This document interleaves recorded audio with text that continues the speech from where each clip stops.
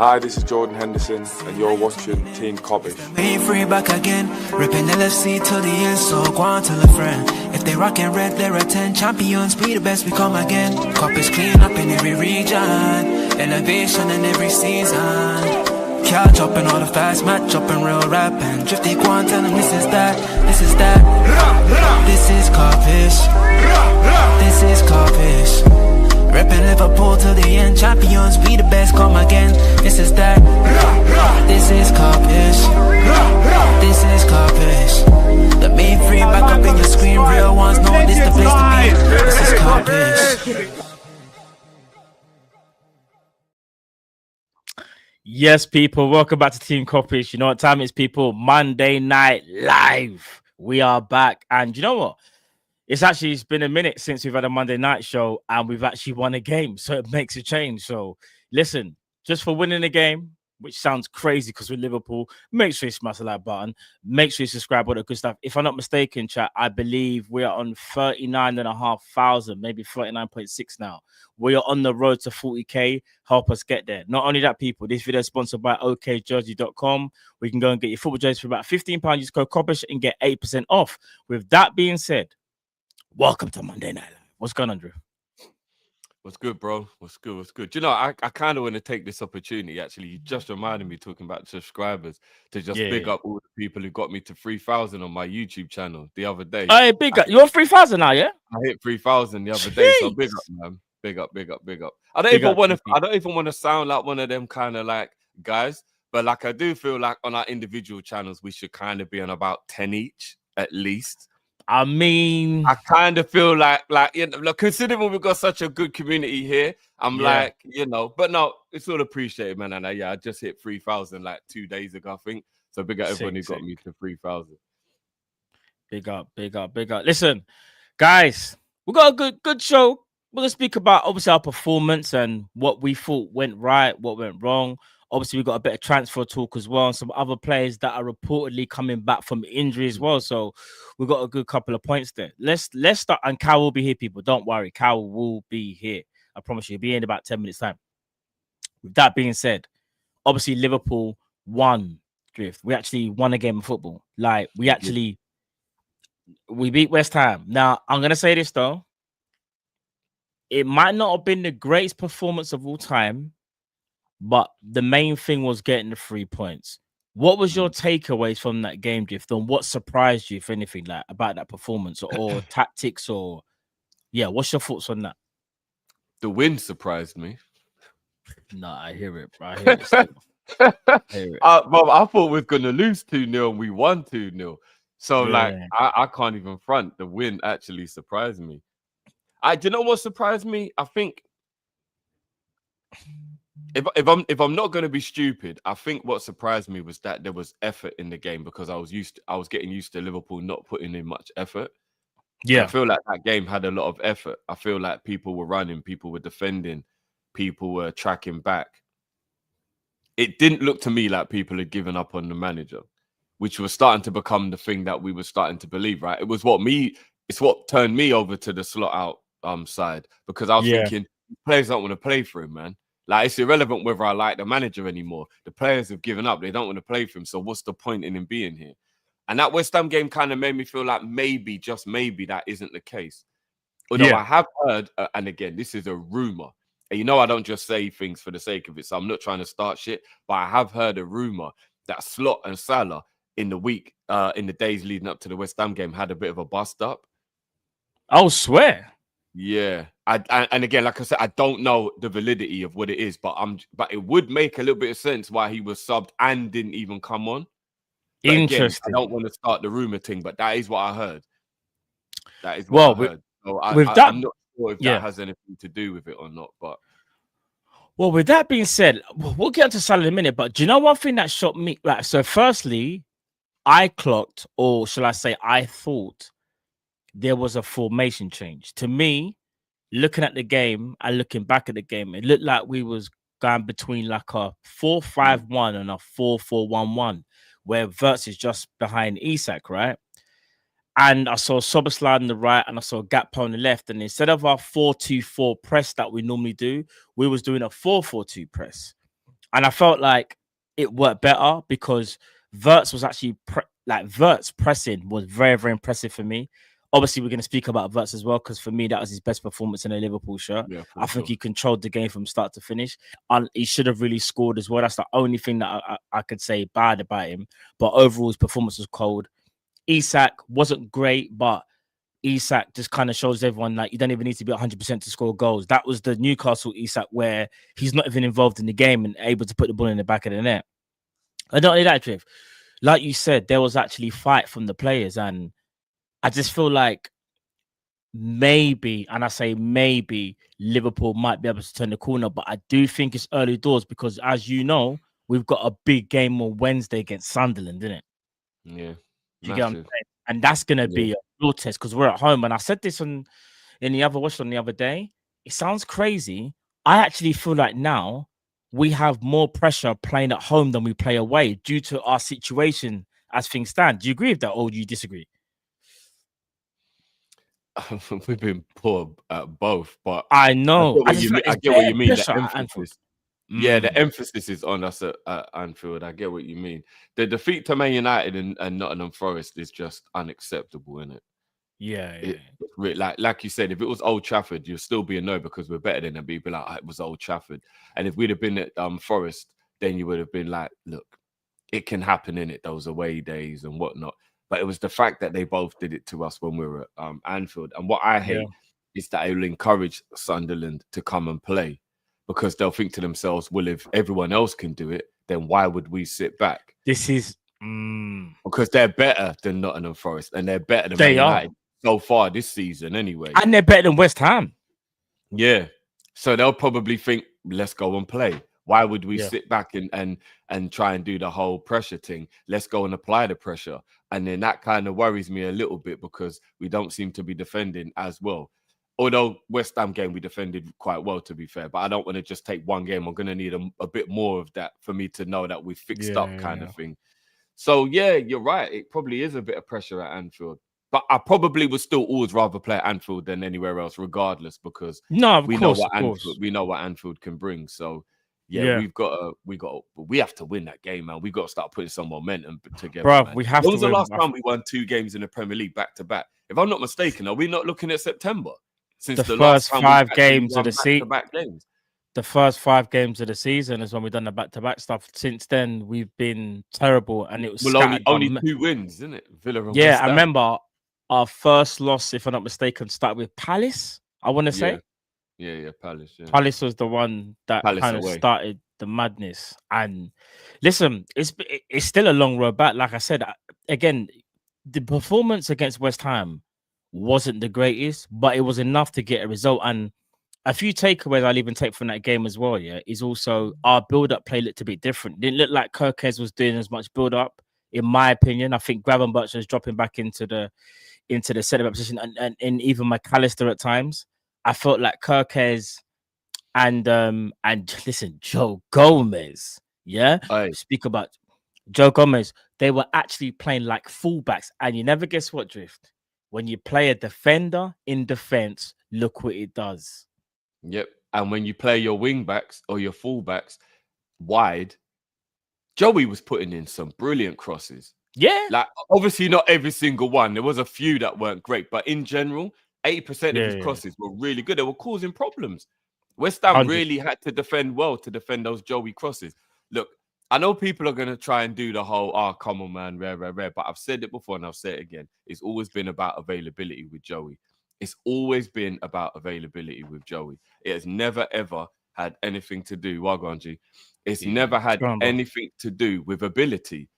I truly believe, and again, I'm just giving him his flowers because there's never many chances to give him flowers, right? So he's played well. Let me give him some flowers and then we'll see Wagwan later on. I believe if Joe Gomez had an effortless career in terms of injuries, I reckon he'd be England's best defender. I reckon he'd be a Liverpool legend if he isn't already. People will probably say he's not, but I reckon he'd be a Liverpool legend. And I reckon that he would have had easily 5 or 6 top class seasons at Liverpool where like everybody was talking about like how good Joe Gomez is. It's just a shame. Yeah. It's just a It's never been real about ability. shame. It's never been It's about just ability. a real shame how his career's gone, man. I hate that we can only look at little spurts. We can only look at like 17, 18, 18, 19 when he played the Virgil before he got the injury and how good he was. Then we look at the last season for Klopp when he played right back, left back, and DM. He was sensational that season. There's only little bits because they're the only times he weren't injured. Everything else, you've seen the scars on his legs from how many operations and shit he's had to have. Crazy, bruv. So big up to him, man, for coming in from the cold, having knee injections only a week ago, and just pulling out a top level performance at fullback the way he did. And some people will say it was only West Ham. I don't like that narrative, because that narrative for me is taking credit away from the players and the manager having a good performance. Because when we play poorly, we shit on them. So when we play well, we can't then just like, oh, just because the opposition was rubbish. I don't like that narrative, because there was a lot of people not wanting to give Slot. You were there for the match action. Look how many people didn't want to give Slot no credit for the win. I'm like, so you'll pile on when we lose, but you won't give him any credit when we win? Yeah, you have to like, give him come credit. on, man. We can't do that. You know what I mean? So, yeah, that was just my little 2-minute Joey prop. I love the kid. He's one of my favorite Liverpool players of all time. Just because of how humble he is and how good of a person he is, on top of the fact I think he's a super talented footballer.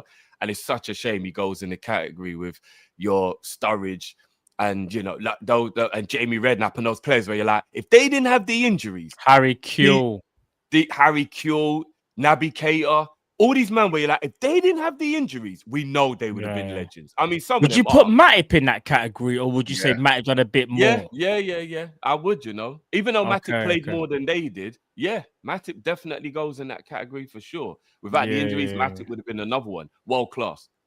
My days, man said Thiago. Nah, that one. Oh shit, Thiago! But don't make me sad. Don't make me sad. I forgot about that. Matip without the injuries would have gone down as our second best Premier League defender. Yeah, I agree with that. Yeah, I agree with that. I agree. Kyle, welcome to the show, bro. I was asking Drift about some takeaways from the game. Chamberlain.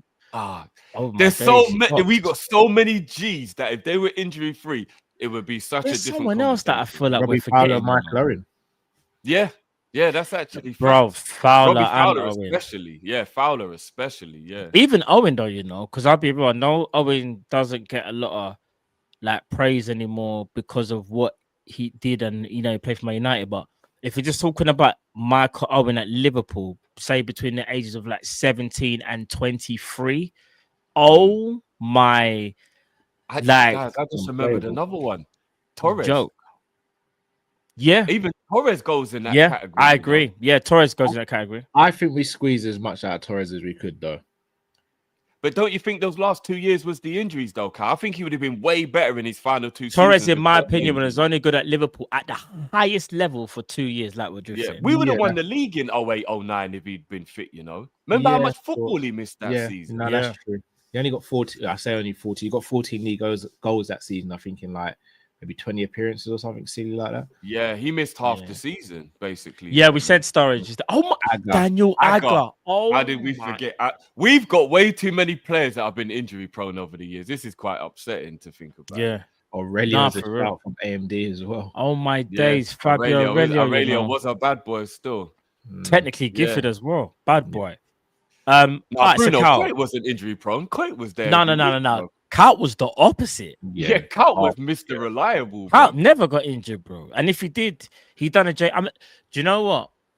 The most resilient player I think I've ever seen play for Liverpool actually might be James Milner. He had a hamstring strain.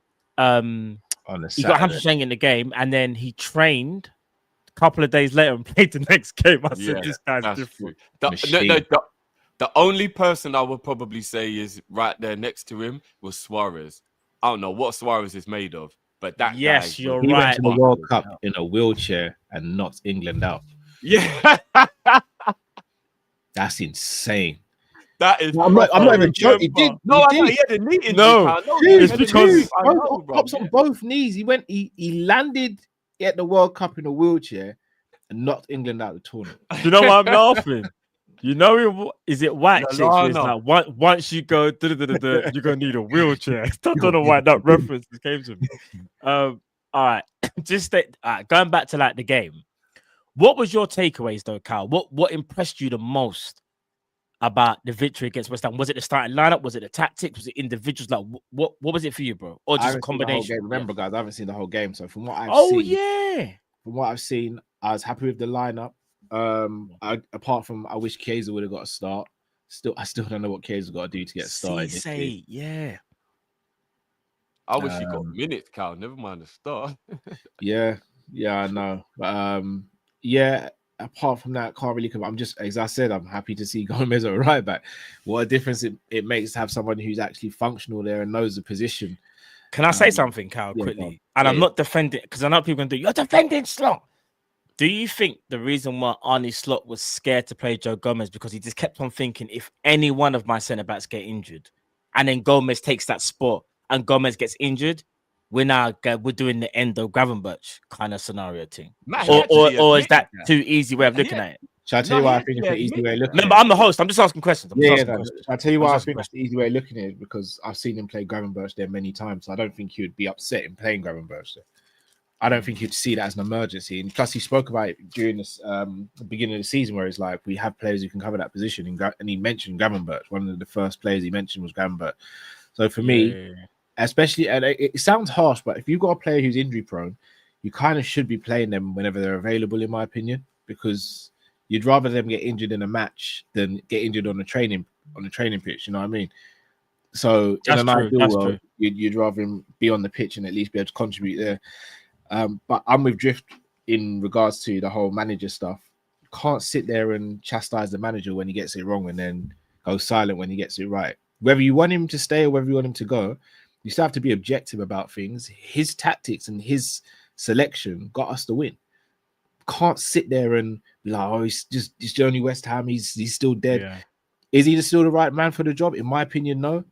But while he's here, he gets my full support. And if he wins games of football, he gets credit as well. Like, we didn't win that game because of individual performances yesterday.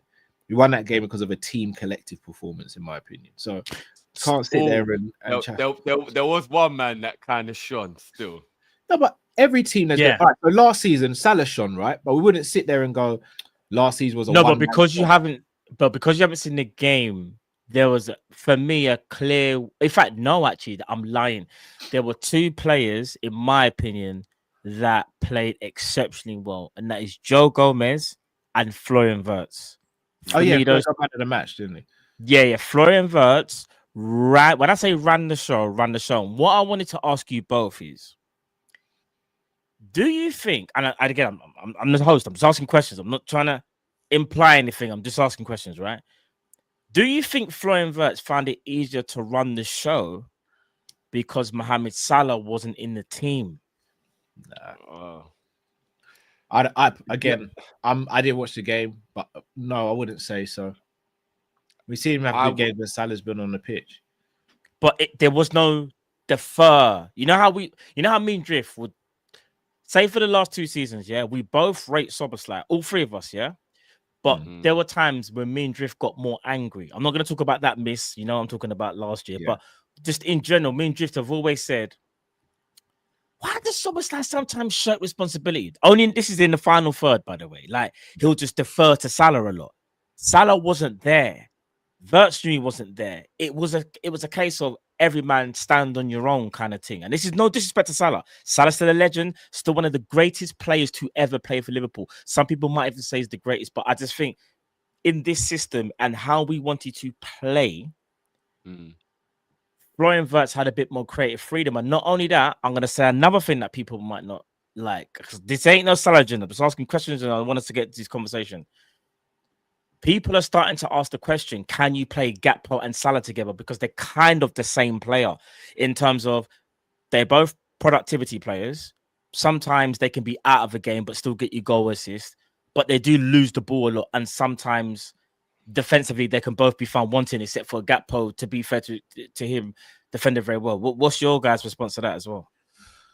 I agree. Salah and Gakpo shouldn't really be starting together. For more than the reasons even that you said, Matt. When you've got both of them, you've got no one who can press either.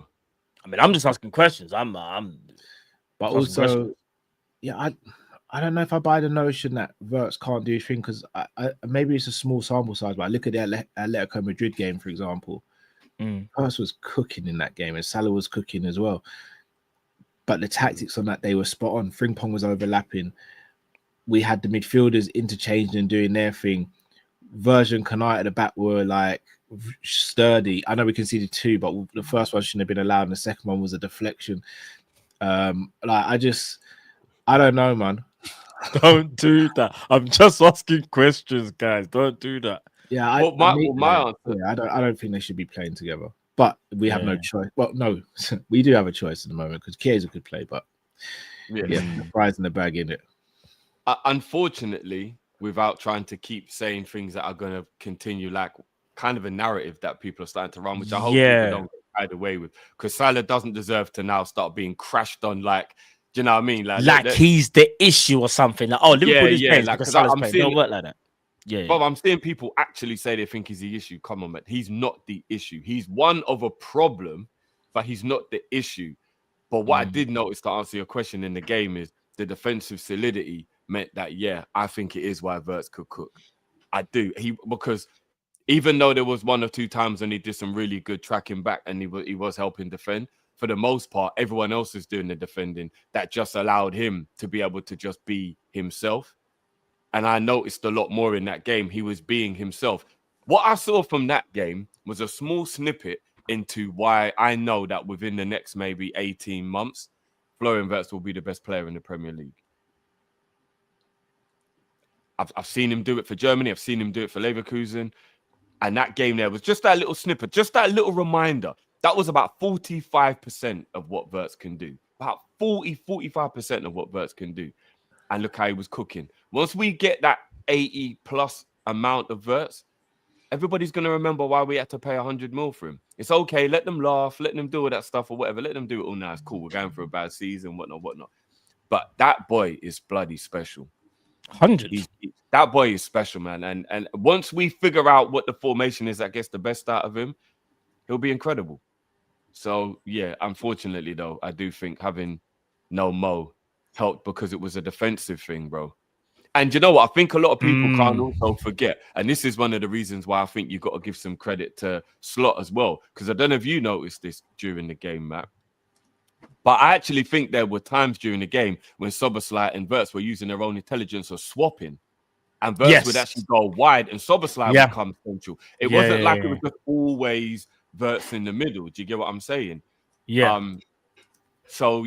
I actually think that, like, I do think it had a lot to do with Mo not playing, because that probably wouldn't have been something you could have done with Mo, right?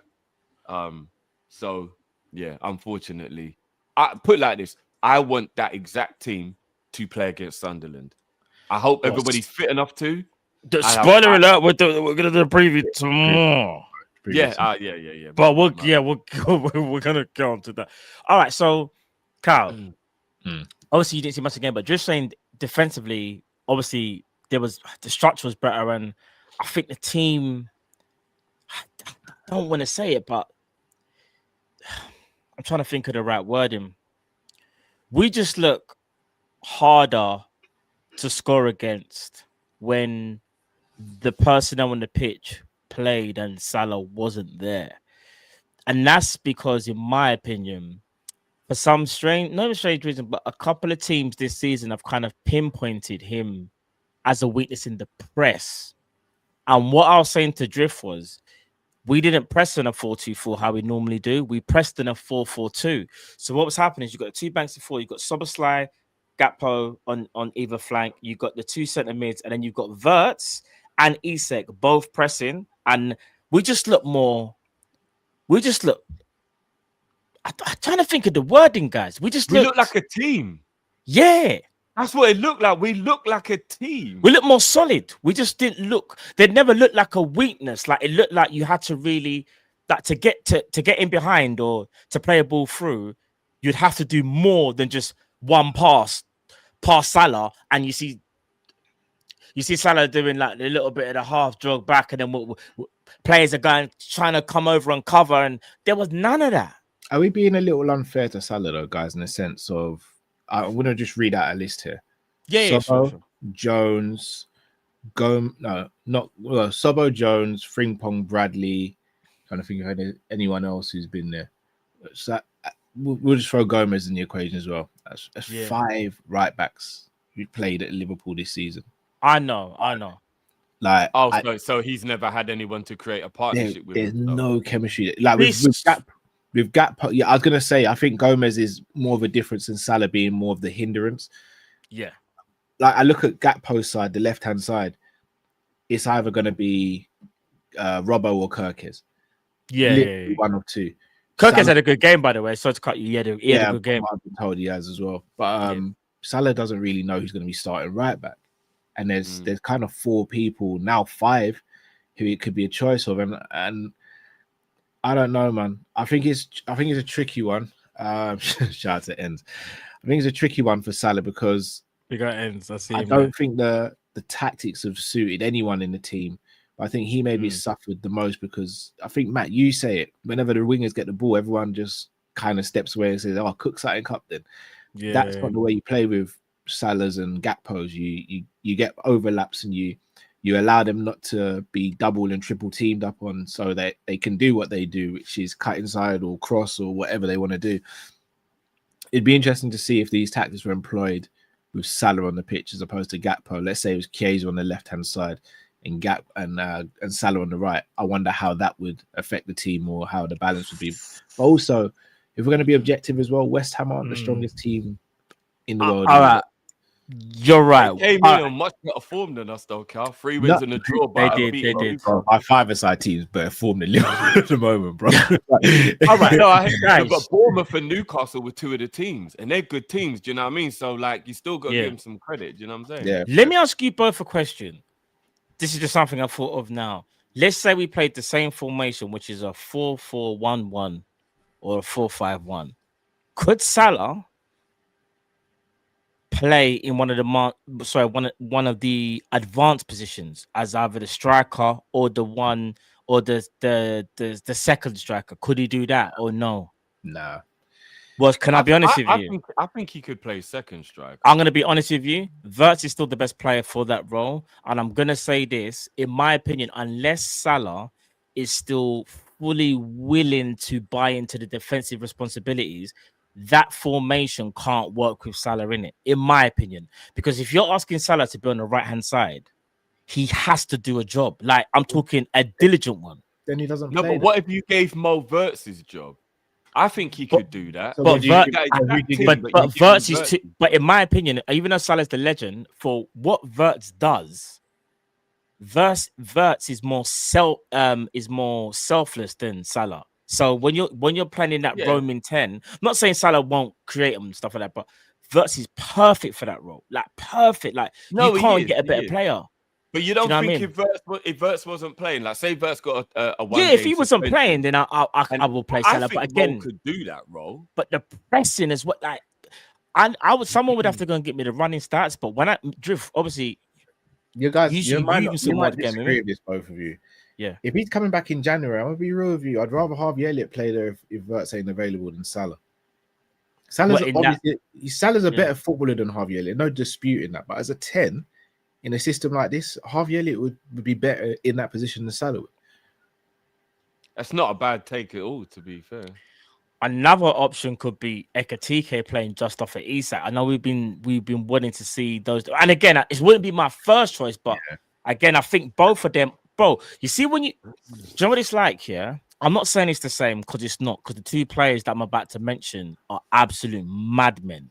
You see Sturridge and Suarez. I remember when we got Sturridge, and I was like, I wonder how Brendan Rodgers is gonna do this thing. And it was like a diamond, but it was also a 4-3-3. Like those players were just so good that it just worked.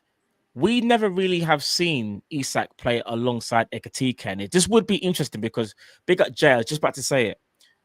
Ekatike played with Marmoush at Frankfurt, and they had a very, very good partnership to the point where Marmoush was like top goal scorer, and I don't think no one even got near his tally after 6 months after he left, I want to say, or how many months. But what I'm saying is, could that be an option, guys, or you still don't like that option? Yeah, I mean, I'm not feeling it. Not if Wirtz is available, but if Wirtz was unavailable. Yeah, this is all if Wirtz ain't available. Yeah. If Wirtz isn't available, then I'm okay with running Salah, Elliott, or Ekitike because I think they could all do the role. Maybe not as well as Wirtz because Wirtz is actually a natural 10, isn't it? And you just saw in that game the footwork. I think the most impressive thing about Wirtz is how fleet of foot he is. He moves his feet so quickly. It is crazy. You have to do the best Hendrick. You have to. That's what I'm saying. I don't think Salah's the guy to do that. He's tap dancing, Cal. Like Wirtz is actually in there, like tap dance, river dancing, but his feet. He's elusive, isn't it? He's elusive. That's what the best 10s are, though, Drift. He's elusive. In the modern game, especially. Look, I'm just gonna say it, and I know I'm gonna get backlash. I know I'm gonna get cussed out in the comments. Oh no! No, I'm just gonna say it. If he doesn't suit the starting 11, and we're playing better without him. Just like I'd say this about any other footballer at Liverpool, then he doesn't start. Would you say if it was Ronaldinho? Salah's my guy. Say again. Would you say if it was Dino? Raw. No, I'm just asking questions. Genuinely. Menace Matt. No, I'm just asking a question. Would you say if it was Dino? I'm not gonna lie, that was a headshot. Still. That was Leon Edwards, bro. No, wait, I've got one. No, Pal, don't worry. Pal, don't worry. Watch this. Drift. Would you do that if it was Bergkamp? So, what was the question again? Huh? What? What was the question? Perfect English, probably said. Sorry, what was the question, please? No, I forgot what the question was. What was the question? Before you said Bergkamp. What was the question before you said Bergkamp? I said if there's anyone in the starting 11 who is not giving or is not the best fit for Liverpool, then with all due respect, would you bench him regardless? Oh yeah. Would you bench Bergkamp? No. So, I picked the wrong player. Iron Robin. Nah, Robin plays every week. I don't care what anyone. And Robin plays every week, bro. To be fair, I think Bergkamp plays every week as well. I'm gonna be totally honest. See, I told you. Do you know what it is? So that kind of tells you then to a degree, because this is what I wanted to ask you guys. Salah is still a great player. I just think he's having his worst, obviously, time at Liverpool. In my opinion, it's only a matter of time before he turns it around. Might not, obviously, it's going to be nowhere near as good as last year, but at some point, though, guys, we have to kind of get him going, innit? We have to somehow find a way. And I know what you're saying, Cal. You can't force, if we're playing well, you can't just force the playing team. But you also, from an FSG standpoint, you're like this one, Mr. FSG. You've got someone sitting on the bench picking up 400k a week, Cal. That we can't make that can't be dead money, bro. It's not dead money because we still have him available. I'm just gonna look. I'm not hosting 400k a week on the bench, bro. I'm not hosting today, so I can be free with what I say, innit? No, what's that? You're not. What's that again? I said I'm not hosting today, so I can be free. That's right. You say what you want to say, bro. Say what you want to say. You do you, man. I don't really want to be relying on Virgil and Salah at this point in their careers. I want them to be luxury players. I don't care how much money they're on. I want them to be luxury players because they've been at the club for what? Salah for 8 years, Virgil for 7 and a half. This season you want them to be luxury players. Yes, want them to be luxury players going forward. They're 33 and 34 years old. I shouldn't be relying on Virgil. Wait. Hear me out. Let me land. Yeah. Go on, bro. Go on. I think I know what you mean. I shouldn't be. I think I know what you mean. Yeah, go on. Relying on a 33-year-old winger and a 34-year-old defender. I'm saying I'd love to have them in the squad and I'd love to have them in the starting 11 if they're in form. But I shouldn't be sitting there going every match preview. Salah and Virgil have to start. I shouldn't be doing that because there should be other players in the squad who've stepped up by now. Or we should have other players in the squad that take on that burden. Man City have done it brilliantly. Vincent Kompany wasn't starting every single week when he was 33, 34, however old he was at Man City. Granted, he had his injuries. But when Vinny came in and played, you knew, oh, right, it's a serious game today. Vinny's here. He got rested last week, got rested for the Champions League game. He's in today on Sunday against Man United, for example, and he does the business. I want the same for Virgil. That's how you get longevity out of Salah's and Virgil's rather than us sitting there right now going, is Salah still the guy? When this time last year, Salah was the most devastating player in Europe. Is Virgil still the guy? When this time last year, Virgil was the most devastating defender in Europe. You can't keep on running these guys into the ground. Like Mother Nature catches up with you. Like Father Time catches up with you. So in order to get longevity out of these players, go and get me a centre-back like a Schlotterbeck so I can go to Virgil. You're not playing today. I don't care if you screw up your face. I don't care if you take out the scrunchie and you puff up your afro. I don't care. Because for the betterment of the team, You're rested today. So you see if we need you against Atletico Madrid or Real Madrid, you're free and you're ready. Schlotterbeck can play today. We're playing Bournemouth. No disrespect to Bournemouth. We're playing Bournemouth today. Schlotterbeck can take today. You take the next game. And if you don't like it, respectfully, you've done brilliant for Liverpool. But if you don't like it, then, thank you for your service. But I'm just being real. I'm Liverpool over everything and everyone. So if it means that they have to go because they're not happy with the playing time, then we got to go into the market. We got to go and replace them then. All right. So what you just said then, Drift, I'll ask you this question. I agree with everything that Cal said. The problem is, though, right now we can't do what Cal just said because recruitment, if we're being honest, we kind of missed, obviously, a centre-back. We know where that centre-back is. Nah, this is mad. Oh my God, how have you got that so quick? I was just thinking, Drift is a nasty guy. My good, no. This is mental. I just googled Virgil van Dijk hair out. This is gonna make you look like I pre-planned something now. This is crazy. Virgil, I wouldn't have that, bruv. Big up Virgil, my centre back. You done already. But no, all jokes aside, yeah. I agree with everything that Cal said. And listen, Virgil is a legend, will forever be a legend. But I do think what Cal's asking for, unfortunately, in my opinion, can't happen this season because recruitment for centre-back isn't there, Drift. To Cal's point, what do we do, bro? Is that something that we have to look to do for next season? And that'll be, if Virgil doesn't sign an extension, that'll be his last season.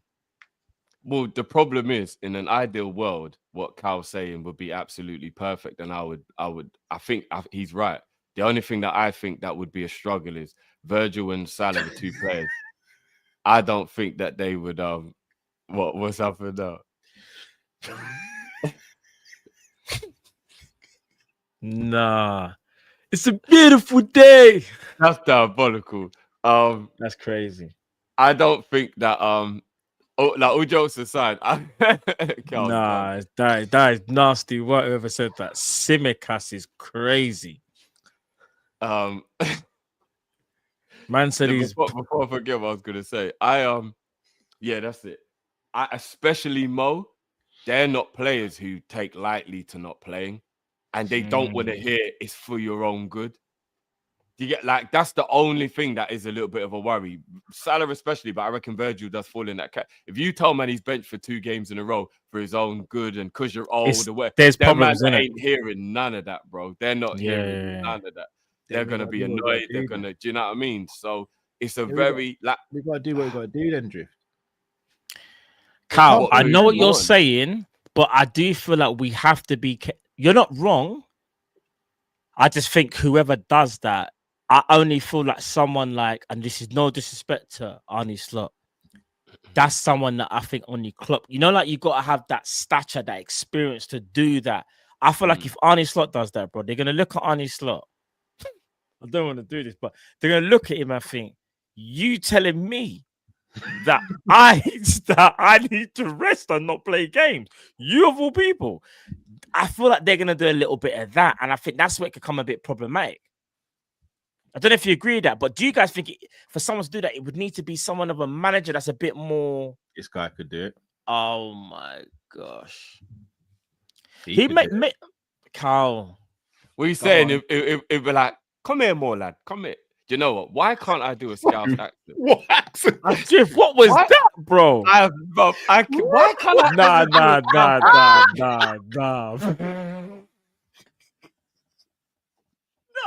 No, I didn't know what was going on. Come here, lad. Scouse Patwa, bro. What was that? No, Drift. No, player of the match goes to Drift. I can't even lie. I have no clue what I just did. Gerrard, bro. I have no idea what I just did. Anyway, you get the point. You wanted that fucking hell, lad. You know what I mean? You gotta sit down. But I don't know. I think that was like Jordan. Anyway, I'm gonna stop the accent. But you get the point I'm trying to make. Dana. Oh my goodness me! You're a bum. No, I've always been terrible at accents, always. I know mine's just as bad. I mean, maybe not as bad as that, but mine's bad. All right, but you see, all right, so Carl, with the whole Gerrard thing.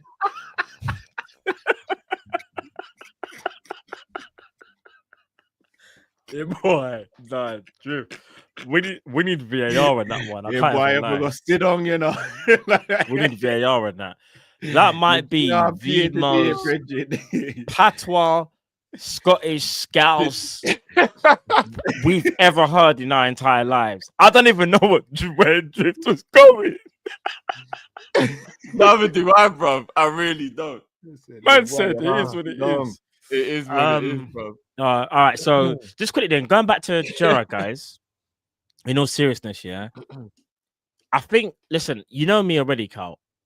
I don't think Gerrard, in my honest opinion, is ready to be Liverpool manager just yet. And I think you lot don't rate Gerrard as a manager. No. Can I say something? I'm gonna say this. I'm gonna give you my, as the host. I'm still gonna give you my honest opinion. Gerrard will be Liverpool manager one day. One thing I think we shouldn't do, though, Cal, is give him the managerial job when we're in such a bad way. That is horrible to do. It's like handing over some coursework. It's a group work, and you're left to do everything. That is too much for Gerrard, for someone who's been out of a job and probably needs a bit of a boost and a bit. Do you know what I mean? Like, we can't do that to Gerrard, bro. You want to start Gerrard from a positive perspective or neutral, not from a negative. That's my only thing, you know. Can't be doing that, bro. It's calm. You guys don't believe in him. What's that? So you guys don't believe in him yet? Oh my gosh. Do you know what? There's also a part of me that for some reason Gerrard, not now, Cal. Today. Not now. That means you don't believe in him. I heard some people talking today, yeah, and they said a few things, guys, and I thought to myself, are they right? Am I bugging? Or is it like, nah, come on, don't be stupid. We're only 9 points off the title. Drift. Don't do that. Always one brother in it. There's always one brother, and it just happens to be the Jamaican Scottish Irish. You know the concert. Beyonce smiled at me, you know, fam. Like, maybe, you know, maybe you can match a DM her. Like, no, in it, nah, for real. Not everyone, bro. Drift. She did look at me when I was at her concert, though. She didn't smile, but she looked at me. Drift. 9 points. It's not impossible, but you just got to factor in how we're playing. I think if this was Liverpool on a run, let's say that we had won like 5 games in a row, for example, and we kind of knew, you know what, I think we might be back. You might say, because you might say the run of games might continue, Arsenal might drop points, but because we've only just won, Drift, our first game in how long? Oh, no, I hear it. Do you think I was thinking this before today? But people have been talking today. I hope not, bro. Because I'll give you another scenario. Liverpool beat Sunderland, and then Arsenal lose to Aston Villa. And Arsenal lose or draw with Aston Villa, and then all of a sudden it's 6 to 7 points behind Arsenal. You see that? Mad. Is that how bad it is? You think the take is so bad, that cup we're already knocked out of is the chances we have of winning it. 9 points, bro. Remember, I never said we could do it. I'm just saying, is it a little bit silly to think that it is just 100% over? That's all I'm saying. It's never going to be 100% over until it's mathematically impossible. But Drift, come on now, man. If we were watching an Arsenal fan pod, that's what you got to think as well. And they said, "Oh, what you lot? 9 points ain't that much." We'd be belly laughing, boys. But you'd have to add the context to that. The context would be they don't have a manager who knows how to win a league, and they don't have any world-class players in their squad, and we do. Listen, it's not the main thing for me though is it's not even the point. I'm gonna say we may have to start. We may have to start putting Declan Rice in world-class conversations. Nah, not for me. We may have to. I mean, Caicedo's he goes about his business. I mean, he got a red card, but Declan Rice is integral to the Arsenal team. See, they Jedi. Yeah, but you can be integral without being world class. They have Jedi mind. Fernandes has been integral to Man United for about 5 years. I think Declan Rice is a cold player. I think he's cold because he's not. I just don't think he's world class though. Gabriel he's going to be in the conversation soon as well. Possibly, I think Gabriel was ahead of Rice in that conversation. Gabriel, there's more of a shot in my opinion. There's more of a shout. Someone called him Declan Couscous, you know. Pot rice.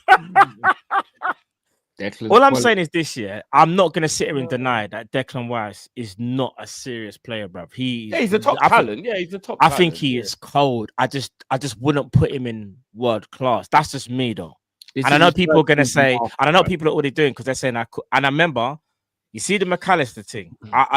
And again, when I said it at the time, I did believe that. But I have to, you see, when you get new evidence to a crime or something, and you have to look at that new evidence, I can't sit here unanimously anymore and say that. I have to not retract back the statement, but maybe at the time, yes, but right now he's not. So really and truly, that means he isn't. Because again, I think maybe I've been hasty because I've always said you got to do it at least like 3-4 years, like at the highest level. And if you haven't done that, because again, I say Declan Rice is two very good seasons at Arsenal, 2 very good seasons. This is his 3rd season at Arsenal, but West Ham was fantastic as well. No, he's a great player. He's a good player. There's no. He's cold. Rice is cold, you know. I'm not trying to do the whole like Rice ain't cold, you know, because I think he's cold. There's not a lot of teams in world football Rice wouldn't walk into. He's just not a fashionable name, and he doesn't play stylishly, and he's not. You say stylishly, he's not that aesthetics guy. But can I ask you a quick question? Remember, I'm not just saying this now. Remember, boys, I wanted Declan Rice from when he was at West Ham, so I'm not. You did. Do you think Declan Rice? Yeah. Do you think Declan Rice could play for Barcelona? Maybe this version of Barcelona, yeah. You think so? I don't think Pedro, I think the way how he played, this is not. I just think the way how they play, the type of football. I don't know if he suits that because I look at if you're world class, yeah, you can pretty much walk into any team in it. Do you think Caicedo could play in that Barca team then? Yeah, I think he could. You know, I actually think Rice would do a better job than Caicedo in that Barca team. I'll put it like this: if you put Caicedo next to Pedri, for example, and I'm changing the profile here, so maybe I'm being a bit hypocritical, but I think Caicedo is so good at what he does. There's no one else that can do that, so Barcelona would make an exception.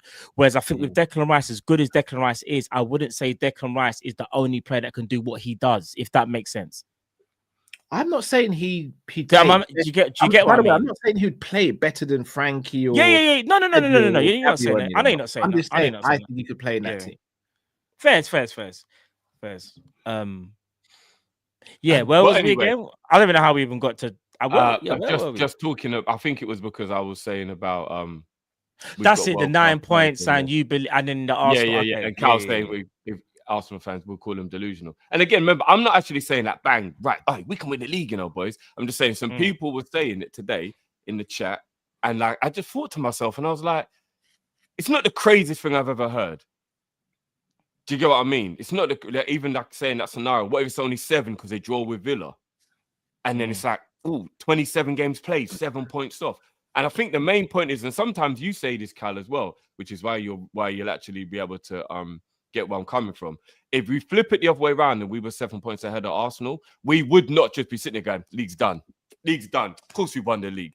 So we get in a scenario where we're 7 points behind them. To be fair, isn't it kind of the same thing? I'm about to be real, Joe. Drift, remember, I called the league on like the 29th of December last year, bro. Like Carl would, you know. Carl's a madman when it comes to maybe Carl would. Whereas me and you are a little bit more reserved, like a little bit more.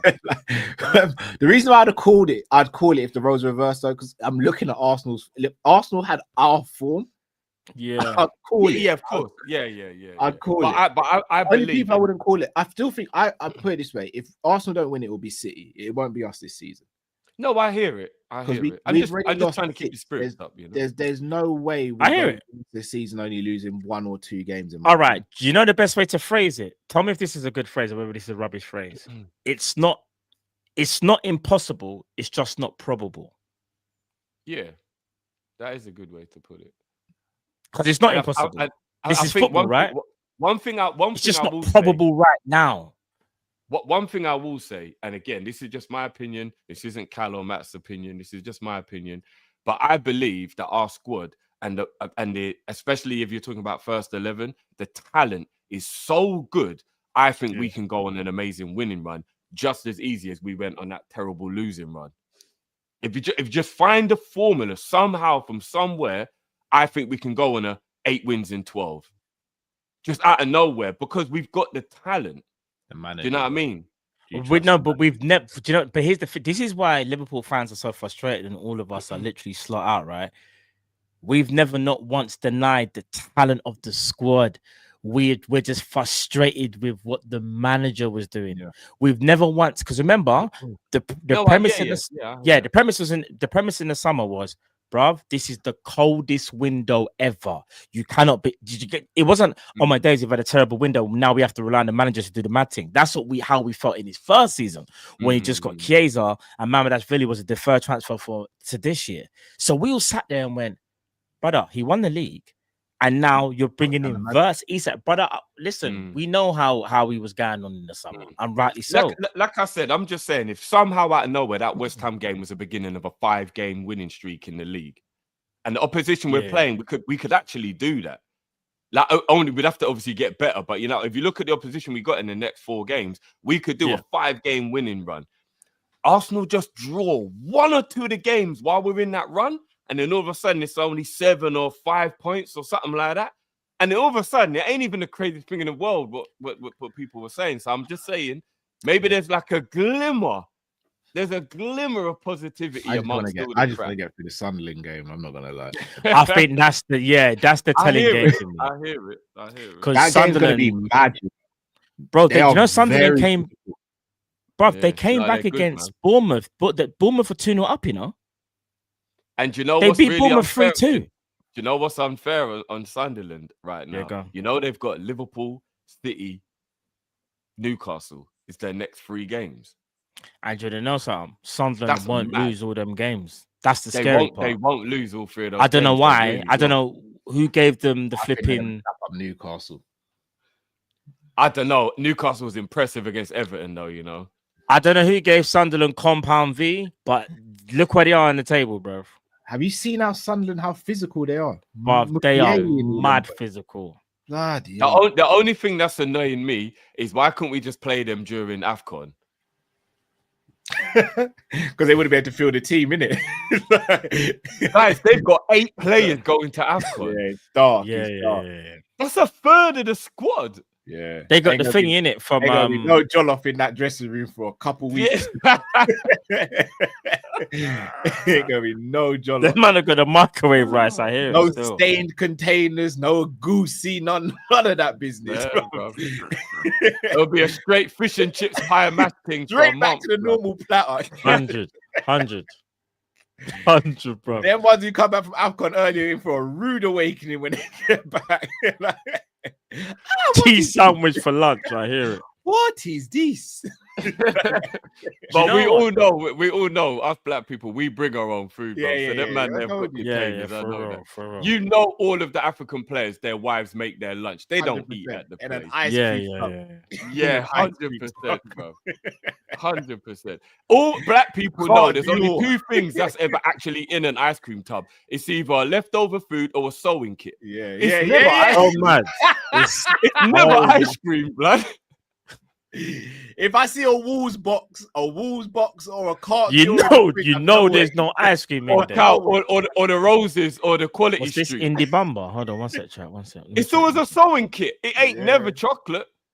Everyone knows that. Chat. I'm on job. Right there. Sewing kit. Someone said indie bumper. Wallan. Or the butter container. Sometimes the sewing kit might be in the butter container. That's true as well. I've seen that one still. True. All right, so just there ain't ice cream in it. That's all you know. All right, so this is from Indy Kylas, exclusive Liverpool update. So Arne Slot's job is still on the line. The next 2 games are vital. Liverpool are eyeing a January move for Atalanta's Edison, and Manchester City must sell marquee player to sign Antoine Semenyo. This still leaves Liverpool as the favourites currently. Well, that's a great segue because that was literally our next topic. Run it. You know a drift? Yeah, I'm back in, baby. Don't. Oh, what the title? Don't. I'm back in, drift. What are you saying? Man saw one indie tweet and said, "Yeah, we're back." Nah, Carl's a madman. Yeah, all right, so this is a great segue then. And Semenyo in January. Yeah, drift. We'll turn it around. I'm in, bro. Come on. What are you saying, Matt? Come true, Matt. Come true, man. Matt, come on, man. Nah, Matt, not yet, come on. guys. We got to play Sunderland. Let's play Sunderland. We have to manifest this, bro. Avengers thing, bro. There you go. There you go. This is peer pressure. If we go down, we're taking you with us, bro. Yeah, it's peer pressure. I told the crowd it's peer pressure. So I felt threatened. All right. So just quickly. All right, that's a great segue for Semenyo. This is what we wanted to speak about, right? Antoine Semenyo.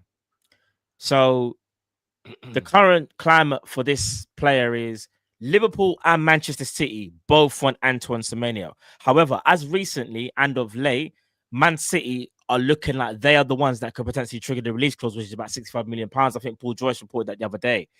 Now, with this news regarding Indy Kyler, what are your guys' thoughts now? No, they're not.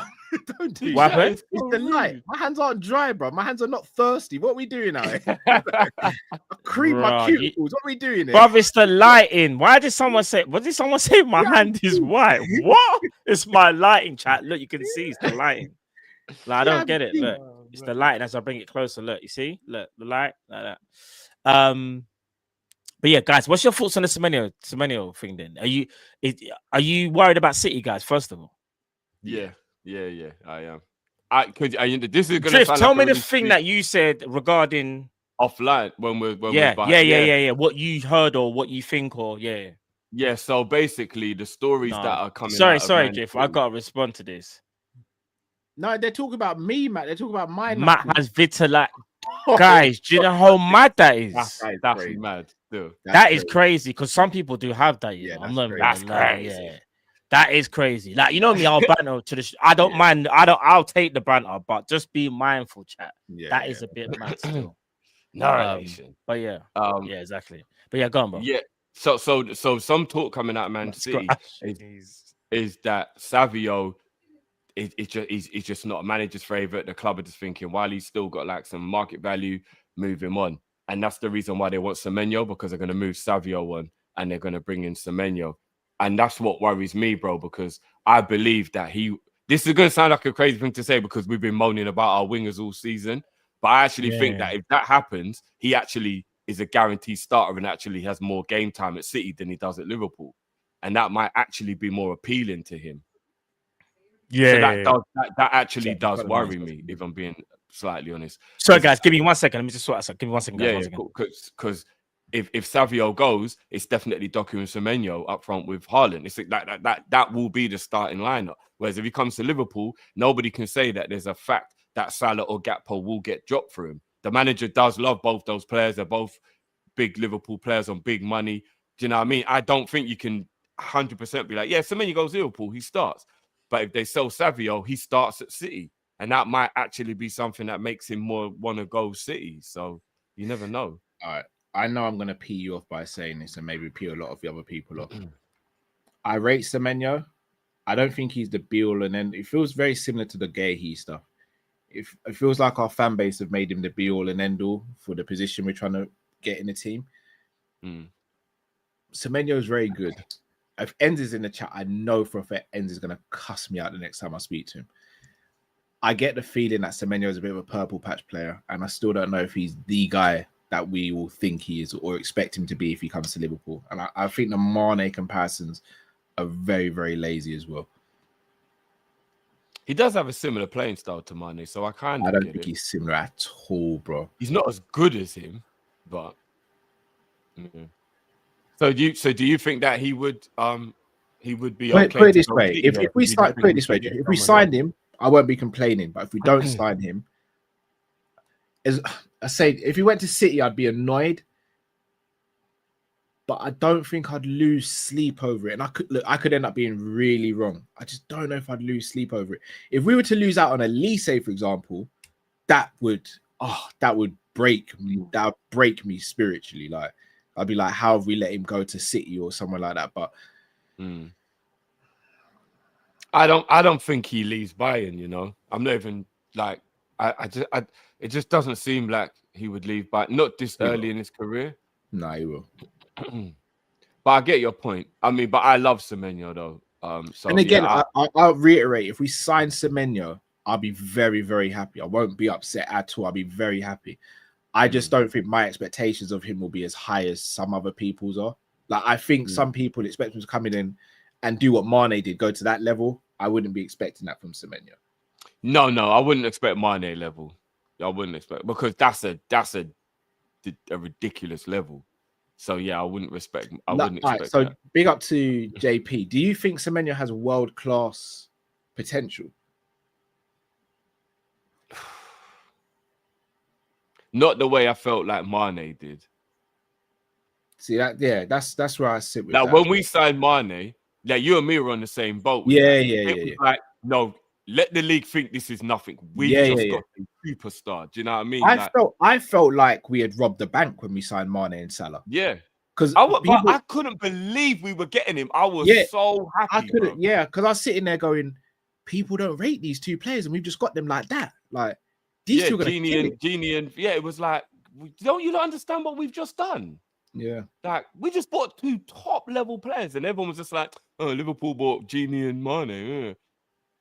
But yeah, I don't know if I would say Semenyo's got that world class level, but I do love the kid though. He's wicked. He's quality. Like I'm not sitting there like, if I didn't rate him, I'd say I rate him. I do rate him. I just don't know if his playing style works for what we come up against on a weekly basis, or mainly on a weekly basis, which is the low block, the two banks of four, or 4 and a 5 with one striker, doubling up on wingers, sometimes tripling up on wingers. I don't know if that. I don't know, man. But if we didn't get him, bro, realistically, who would we be able to get in January? Because remember, that's the part, because we do need reinforcements. I don't know. And in January, bro, who would it be? Do you know what I mean? That's what would worry me even more. The thing is, if he signed for Liverpool, he's an automatic starter.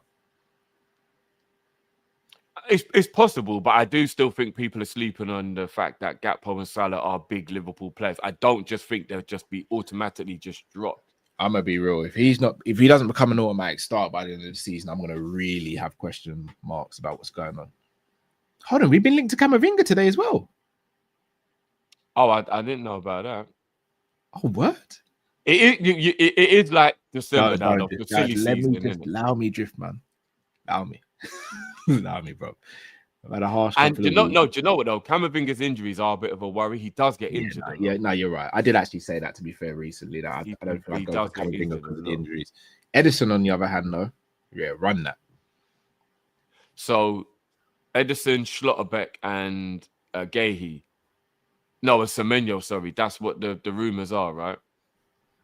After the summer we've just had, can we have a January window that good? Yeah, we're rich, man. We're rich.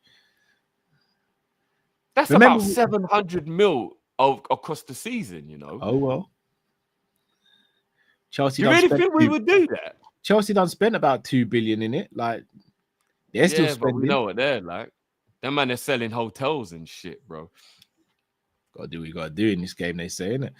But we'll be able to sell. We'll still be able to sell players and move players on. The squad's still in January, though. Would we do it in January? That's what I'm thinking. I'm just thinking in January. We gotta do what we gotta do, man. Gotta do what we gotta do. That would be such a good January. Bloody hell. Schlotterbeck, Edison, and Semenyo would be crazy. That would be crazy in January. That's a £200 million January. Yes, it is, yeah. Bloody hell. Look. 200, maybe 150. I don't think 200, maybe 150. Well, I'm thinking 65 for Semenyo, 70 for Schlotterbeck. No, Schlotterbeck 40. Since when? I reckon he'll be about 40. He's got a year and a half left on his contract. Oh shit, does he? Yeah, about 40. Oh, okay. I thought he had a long contract. I didn't realize his contract was running down. Oh shit, okay. Oh yeah, that makes it a little bit more realistic then still. Boy, I don't know, man. And then if Edison, let's say 40 mil for Edison as well. That's 140. I'll probably say 50. I'll probably say 50 for Edison. 150. 150. Not bad. Looking at the current squad now, we're going to need to replace Robbo. We need 2 centre-backs. We need a centre midfielder, and I think we need 2 wide players. Yeah. So if we can get 3 of that sorted in January, that means in the summer we can be. I don't even want to be provocative. I also think we need a right back. That might have to be a members video. Uncomfortable conversations. I know what you're gonna say as well, which is gonna be crazy when you say it out loud. Got to be ruthless if you want to win, right? There's ruthless, and then there's that. That is crazy. Yeah, that's dream killing. I'm not even gonna lie. That's mad. Some people never get to live their dream though. So, no, for real. We never signed Caicedo, did we? That video is still on me on the internet. So yeah, I know. Let me help these super. Sorry about it, guys. Hey, cool, bro. I was gonna help the super chats unless you wanted to dive into the indie. No. Oh yeah. All I was gonna say is I think in regards to Semenyo, we've got a chance, but I am worried about City though, and I think just probably explained it since I was away that if Semenyo does get sold, they would look to replace him with Semenyo. And here's the thing, we kind of know how City playing it. They like to do the dynamic winger stuff, and right now they only have one. They're very heavily one-sided when they're attacking it, and that is Doku on the left-hand side. If they get Semenyo to play on the right, that is a problem. Do you know what I mean? And I mean, you could look at it though that in a Pep system, would he thrive? Because you've seen players go. He doesn't strike me as a Pep player. This is the thing, because Semenyo? Yeah, because you know one thing I'll get. But here's the thing, though. Would you say Semenyo is a disciplined player? Because I feel like you have to be very disciplined to play the Pep system.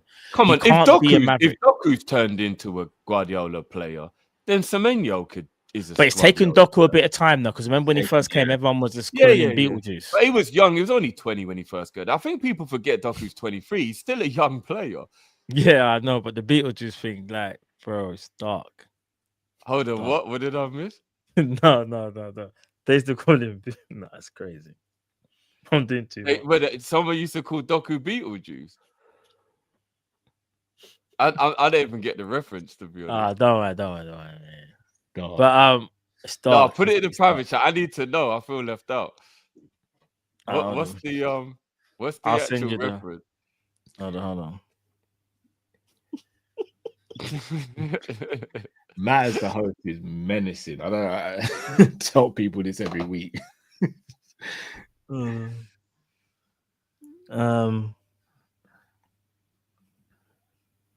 you even see? You can't. Can you see? No, bro, it's dark. This what me. I never started this, by the way. I'm just saying. That's what some people. You brought it to the forefront, though. No, but I was just people didn't understand where it was from. That's crazy. It's crazy still. What's he doing? Huh? Cal didn't do the supers. I've lost composure, bro. No, we can.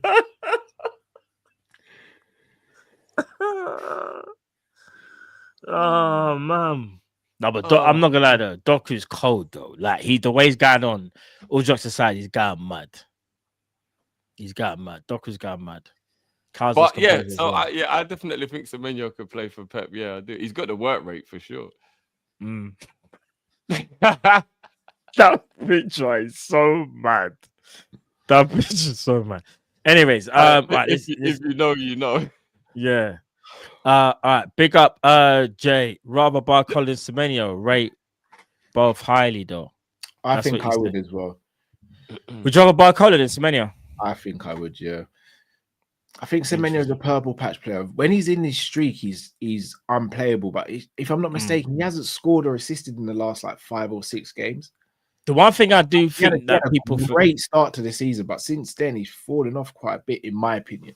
We can't forget that he does play for Bournemouth, and even though here's the thing, Bournemouth had a good start to the season, but it's like we remember they had all them changes, and I think he's kind of hitting them now a bit as well. Maybe I don't know. Big up, Red Indian. What's going on, my broski? Everyone's saying in general the reason why we won is because we bent Salah, but it was Gomez playing a natural right back is the reason we won. Rather see Gakpo bench than Salah next game. I do want people to remember, though, even if you wasn't too impressed with Cody going forward, which sounds crazy considering you got a goal and an assist, but Gakpo's defensive work shitted on what you would have got out of Salah.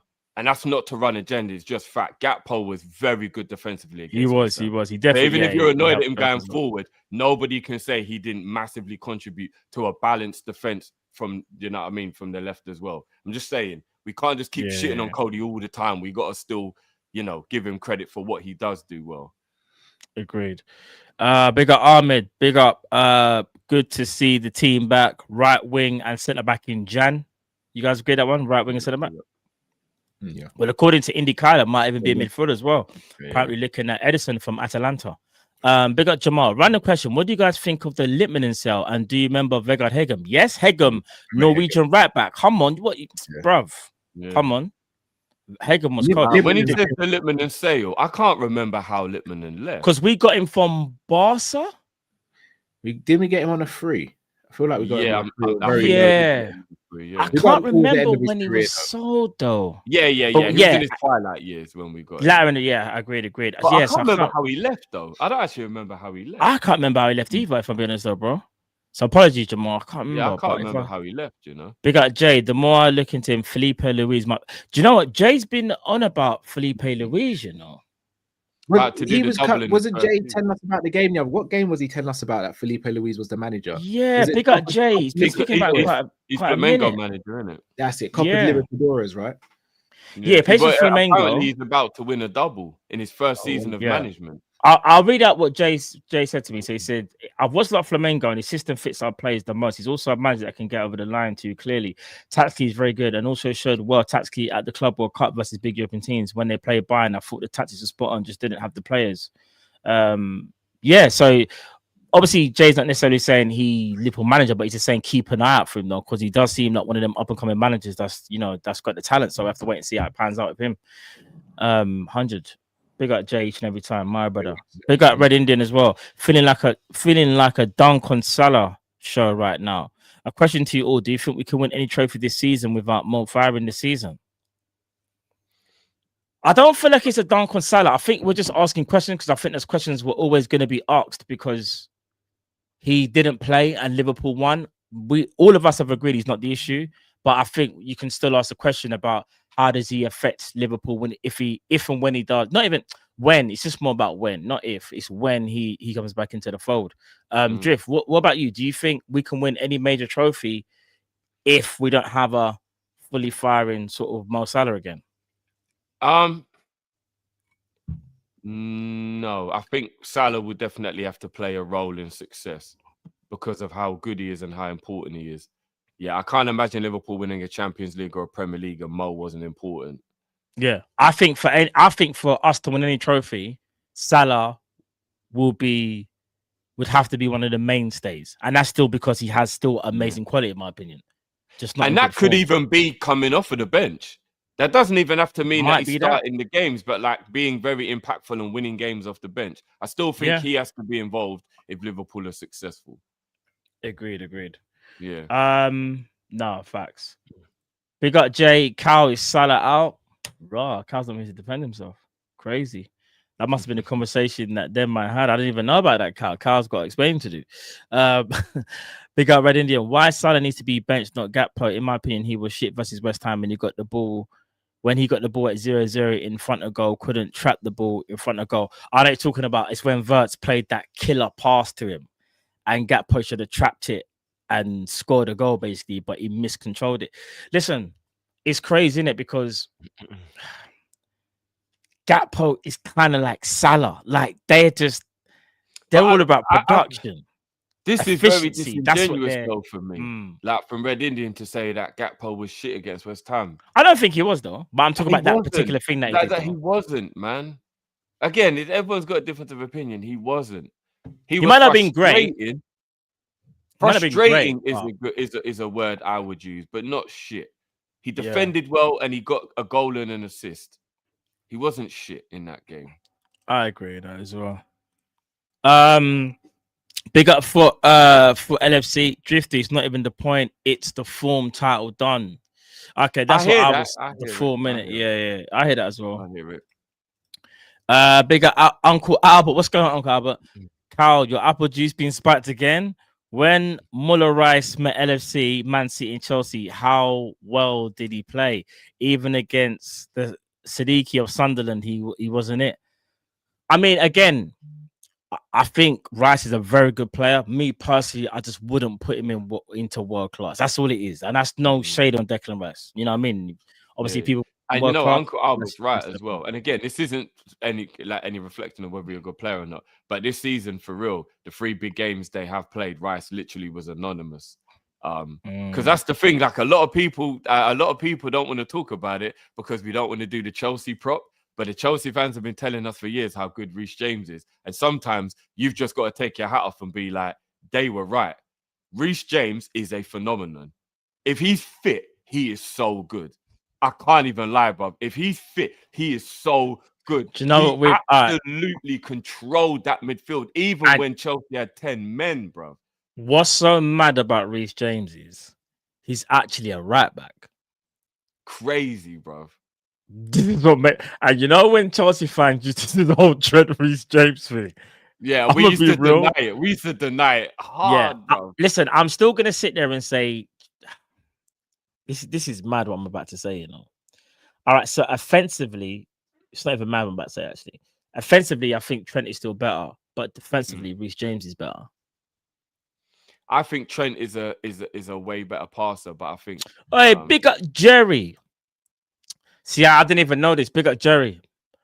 Big up Jerry, man. He says play DM for Wigan. See, I didn't even know that. See, that's what I'm saying. So I just thought that man just had the ability to play midfield. I didn't know that he actually played DM for Wigan. Big up Jerry for letting me know that. I would say Trent is a better passer. James is a better player. That's how I would break down those two. Oh, you think James is a better? But are you saying that now because Trent's left, or would you? Because here's the thing: when Trent's at Liverpool, you just gotta admit it sometimes, bro. Sometimes you just gotta admit it. And I'm watching James play at right back and in midfield at a world class level, and I'm just like, this kid is just. Hold on, but so we're acting like what? Hold on, wait there. No, but Trent couldn't play midfield the way Reece James does. He couldn't. To be fair, dominating midfield, bro. But do you know what it is? Reece James is more of an athlete, and I think if you're more of an athlete in midfield, your capabilities will shine. Actually, no, that's wrong. What I'm about to say, actually, I just think he's a better player than Trent, bro. I just think he's a better player. Trent's a better passer, and he's a better player. I think Trent is better creatively.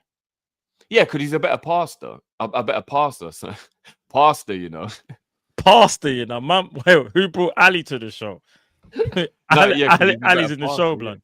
Yeah. But yeah, like I said, like I'm not gonna lie. Sometimes you have to like just be like, we can't do the hating thing. Reece James is him. Like he actually is. All right, let me ask Carl. Be the only reason we haven't seen it. Let me ask Carl. So Drift's saying he now thinks, or maybe didn't want to bet at the time, that Reece James was better than Trent. Oh, come on, man. As a player, not as a passer. I just think he's a better footballer than Trent.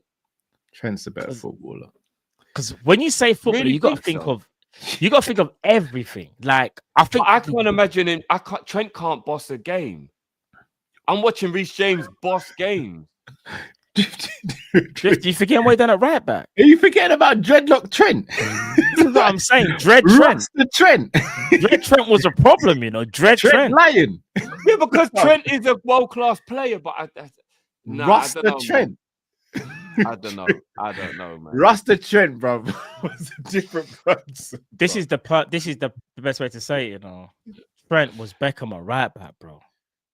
No, you look, I'm not shitting on Trent by saying I think James is a better player, you know, because James is an elite player. All right, I've got something that's really going to rile up the fan base.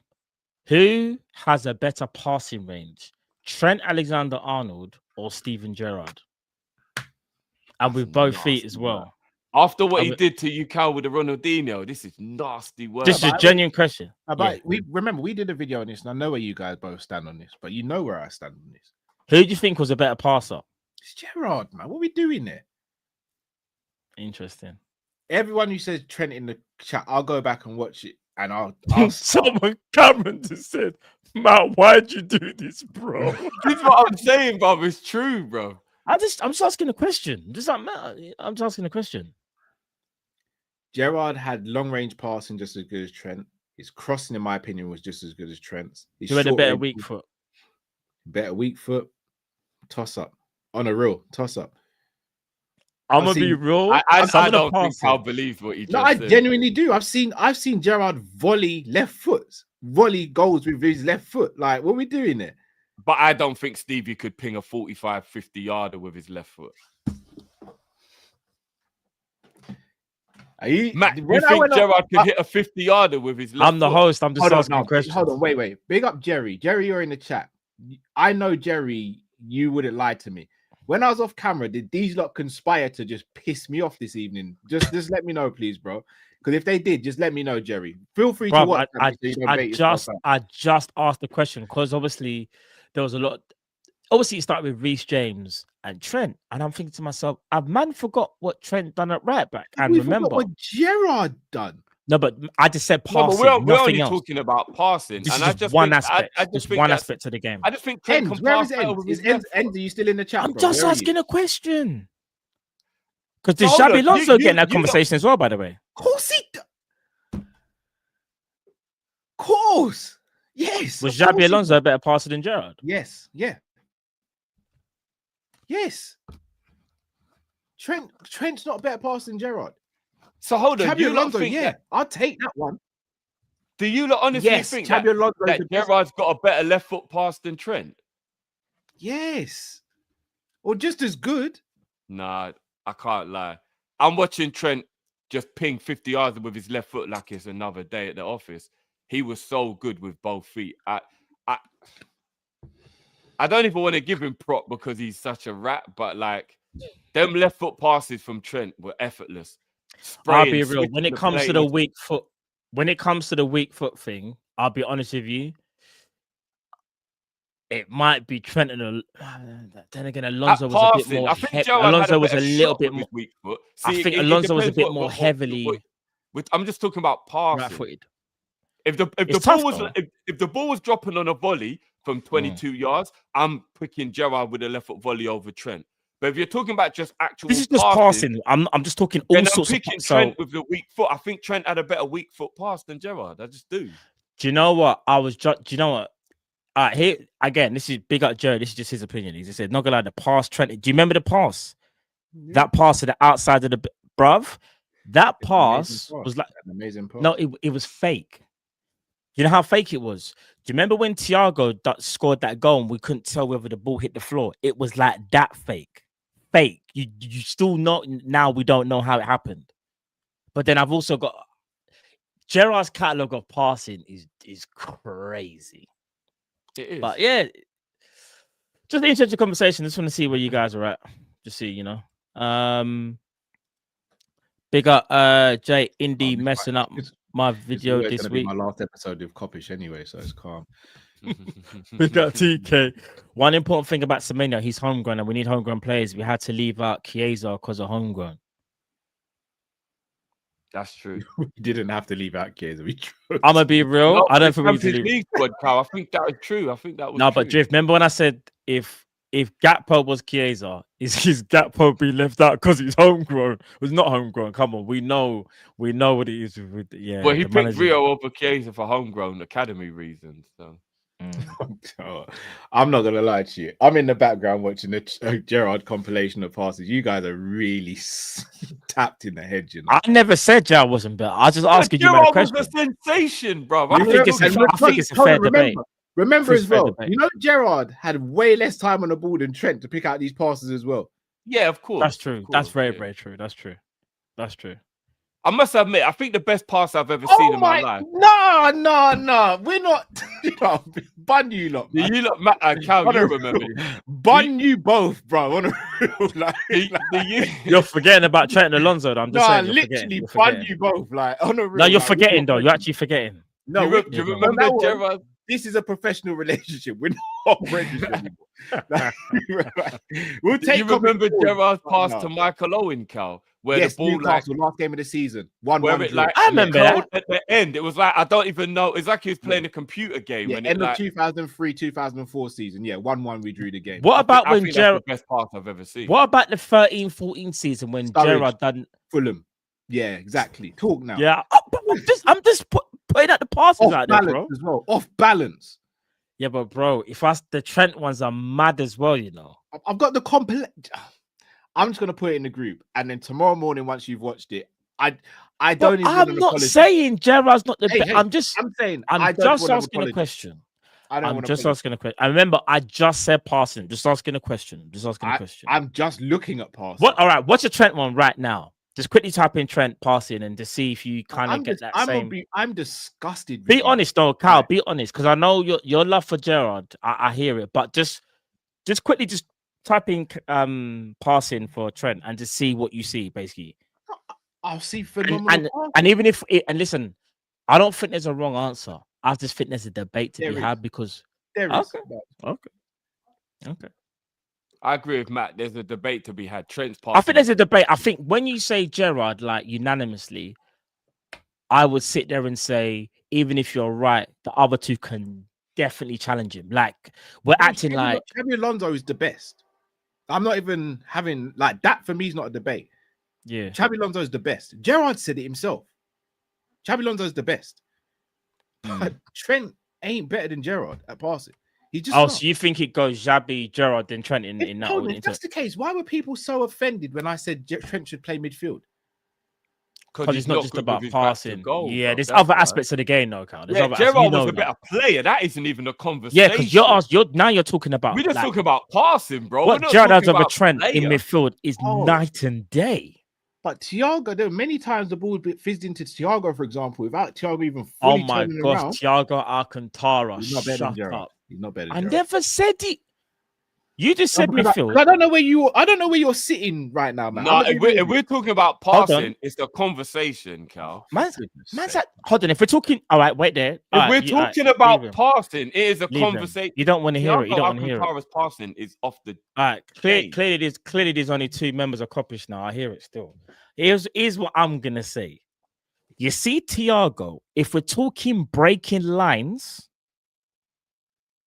Thiago's passing was disgusting. Thiago, I'm sorry.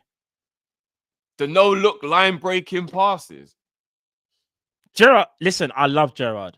And I guess maybe is it style over substance. But you see them no-look passes that Thiago could do as well. Yeah, I think Kyle's rattled still. There's a reason why Thiago broke the passing record in 45 minutes of football.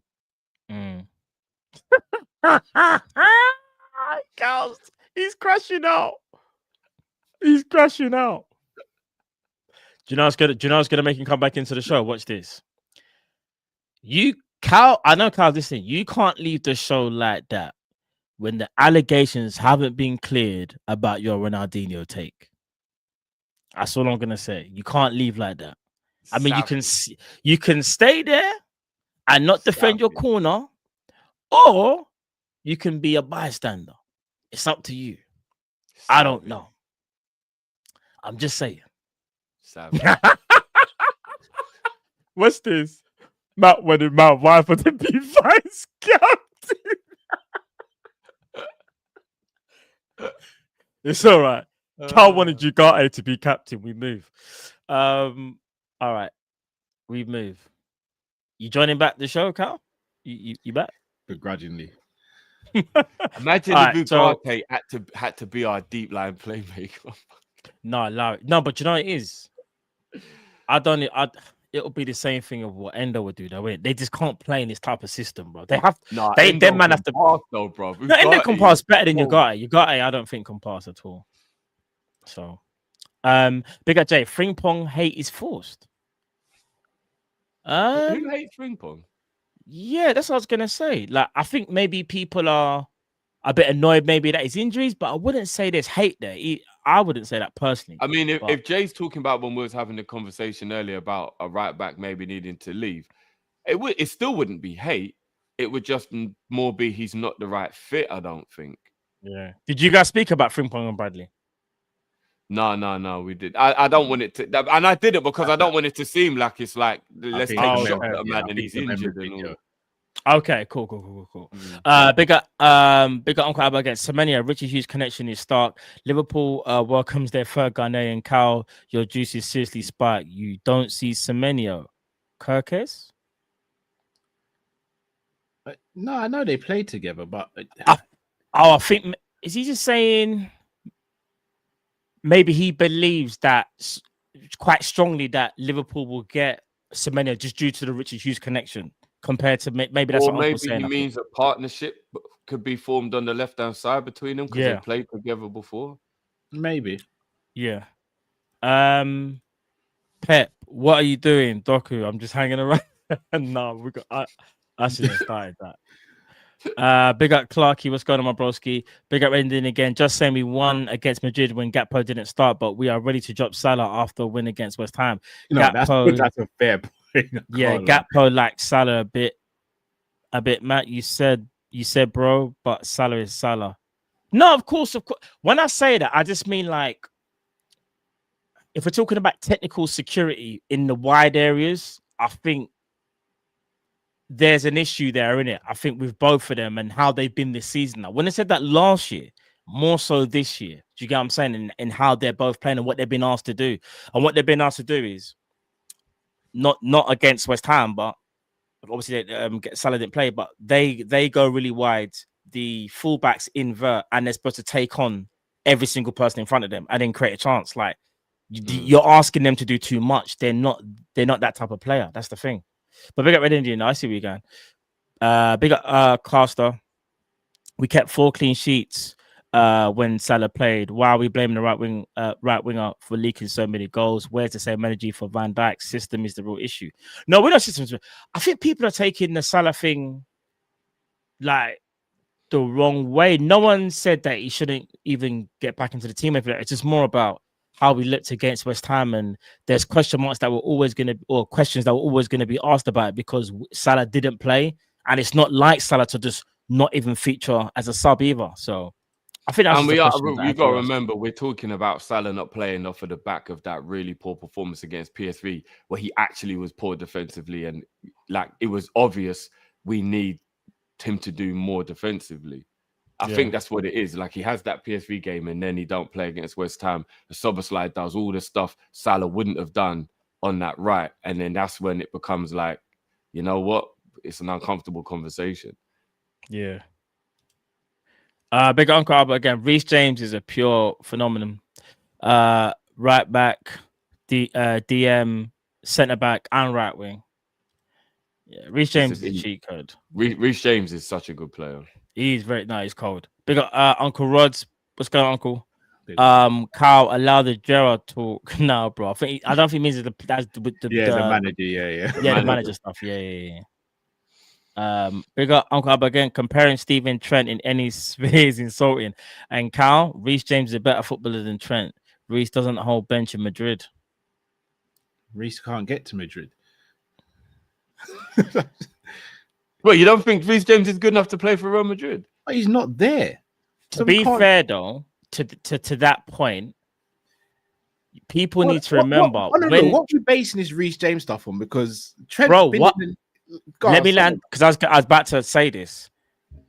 People kind of got short memories because remember those pictures of Reece James being a janitor while Trent was winning trophies. I think because remember what we always say: availability is the best ability. We say that a lot. So there's no questioning his talent. But again, Reece James is probably having his best season he's had for a minute.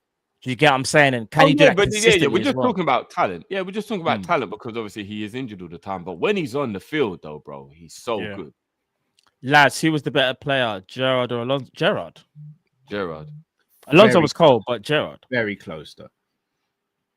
As a player, I don't think he's close. I think Gerrard could just do more. What Alonso could do for his, like the way how he plays the game. We're talking Alonso goes in the conversations with the Xavi. See like the passing, Bruce like and Pirlo's and that. Yeah, Pirlo and them, man. But if we're just talking overall player, Gerrard. It's Gerrard. That's why I've got Gerrard higher, because I think Gerrard could get closer to do what Xabi Alonso does, and what Xabi Alonso could get closer to doing what Gerrard does. But Xabi Alonso and what he did, do you know what, Cal? You might get mad at me for saying this, but I don't think there'd be much difference in what they would be doing if it was in their peak. Like if you ask Gerrard at 26 to do what Alonso done, he wouldn't be far off being able to do it. He would, because he's not tactically as disciplined as Xabi Alonso. But if he wanted to be, he could be. But he just not. But that's taken away. Do you know what it is? It's the Gerrard Rooney thing. You see, from a tactical standpoint, you kind of just had to let them man do. Yeah. So Rooney was just a madman, and Gerrard, he would be described as a box to box. All action, he could do everything. But obviously, his speciality was his passing and his shooting. That's what I would say. And his IQ. Xabi Alonso batted up the Premier League, batted up the Bundesliga, and batted up the Liga. Like Xabi Alonso goated, man, and Spain as well. Internationally. No, of course we're talking about two worldies here, but I'm just saying. I think, and the reason why I believe that is true as well is because I watched a 34-year-old Gerrard in 13-14 be a deep line playmaker. You roll back the years and make him 26. He can do what Alonso did. But we also leaked goals that season. When Xabi Alonso played there, we didn't leak goals. No, but that was because Gerrard was 34, bro. Remember, Xavi had Mascherano and Sissoko, man, as well. Without those plays, we still just did Xabi Alonso's tactical awareness. Drew. I agree. I don't know. I don't think Gerrard's far. I don't think we can sleep on tactical awareness. I agree with you in sense of Gerrard is still the better player, but I don't think he's cut because Gerrard had more strings to his bow. I think people naturally go Gerrard and say it's easy. When you break down what Xabi Alonso did for club and country, Xabi Alonso was. You see, when it comes to range of passing, I always look at him and Pirlo as the two best passers that I've seen. Like, just you see, dictating the game. Them man don't even run. That's what makes it mad. They Xabi just Alonso's stand there and. Yeah, he is. Carl, you said that way too I missed fast. that. What was that? Sorry? You're forgetting. I'm not forgetting anything. I rate Pirlo so high, but he's a better. You're forgetting who Pirlo is, bruv. I'm giving away my age here. I've seen Pirlo from when he was at first at Inter, AC, and Juve. Brother, Pirlo was a joke. No, of course he was. But Xabi Alonso is a better passer. In terms of ball striking and all that, yeah, I'll give it to Pirlo. But just pure passing, Xabi Alonso. I don't know, All day. That's why I said, you said that. That's why there's a debate, bro. That is a debate, but I'm sticking with Xabi Alonso all day on that. Xabi Alonso's passing's crazy. I don't think Cal's saying anything crazy. Bruv. You didn't watch Pirlo. No, I did. I think he's a G-man.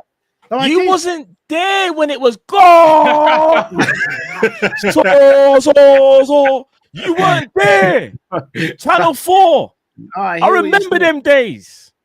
And you weren't there, bro. I think Pirlo's better at dictating the game than Xabi Alonso, but as just a passer. I said, Matt, that is hilarious that you just did the theme song for the I remember it, bro. The Goletto show on Channel 4. And the fact that you know it, you can't even cuss me. And that was a tune, bro. That was no, all jokes aside, yeah. I think that you know we used to do a member show on that one because but Pirlo was when I say cheat code, I think what it is maybe because I remember it's like Pirlo was because Pirlo was before Alonso. Yeah. So maybe, but bro, Pirlo was a cheat code. No, I agree. In terms of dictating the game, yeah, Pirlo is better than Alonso. With both feet, you know. In terms of just passing, I've got Alonso.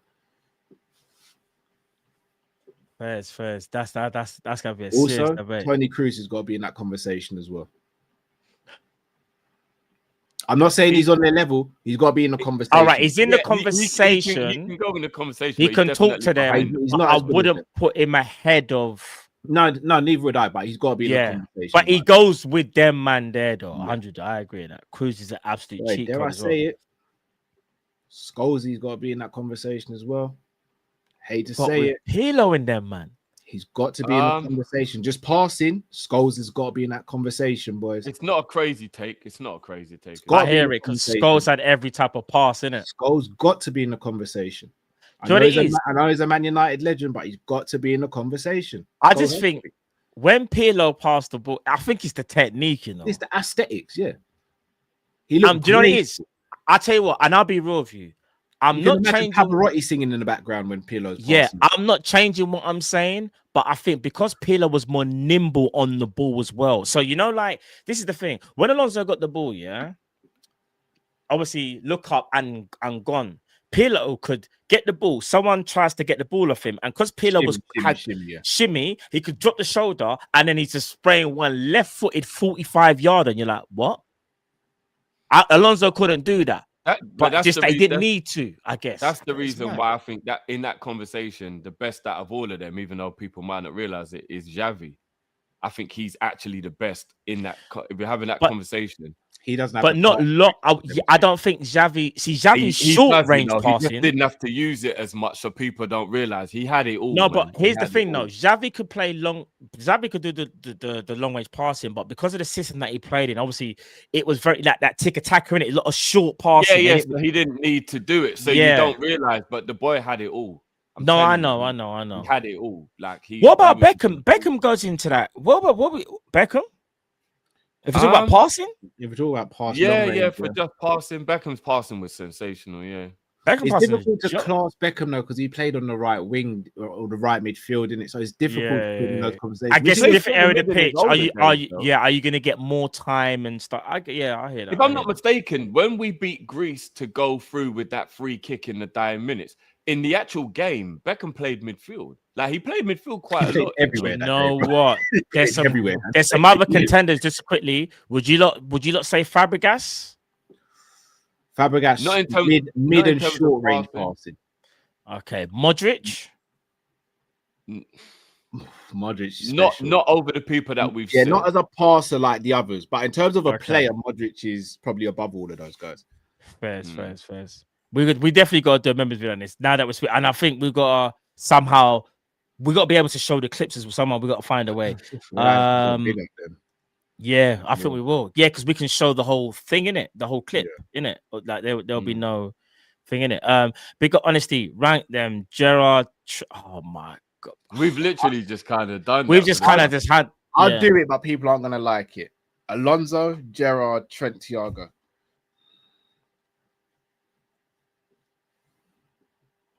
Yeah, it's a good thing I met Thiago, not you. I'll be real, bro. Just big up Thiago. I got you, my bro. Big up H. What we quantifying is better? Gerrard and Alonso and Thiago all better passes in terms of accuracy. Trent as good, if not better, with range both feet. I'm telling you, Trent's passing was something else. If we're being honest, if we're talking accuracy, I would actually say Thiago might be the highest, you know, or Alonso. If we're talking accuracy, but it's also the type of pass. It's mad, isn't it? Because Gerrard can hit every single pass, but if someone said, I don't know, you know. It's a very, very difficult conversation. Yeah, I need definitive answer. Carl wanted Amrabat. This is from Jay. Jay Carl wanted Ndika. Right. Hey, is the Ndika one true? Evan Ndika from Roma. Do you know, I can't even let Carl get cooked for that. I kind of said Evan Ndika. He's actually doing Roma doing really well, and he's doing pretty well as well. I can't even say that. I also wanted Manu Kone. How is he doing at Roma? That's true. I wanted Kefim Tram for real. No, there's players out there that obviously wanted that and they didn't go Liverpool and they're doing really well at their teams, isn't it? Big up TMPHL. Big up yourselves to become a member. And Rod just gifted 10 memberships. All right, people, just say thank you if you did get one of those as well. You know what I mean? That's a big appreciation to TMP. I think we must have the best community for gifting memberships. Our community is so sensational for gifting memberships. 100. We got the most loyal community. That's why. 100%. For real. Big up Uncle Albert. Okay, Carl. Reece starts over Trent for England. Cool. England's never been the barometer of... I know, that's what I was gonna say. I know what you're saying, Uncle, but because the manager, like from when the manager's saying Kwanzaa's ahead of Trent at right back, and I know he's just doing the whole Trent's not playing thing, but really and truly, if there was a knockout game, like say it's a final, I'm just saying.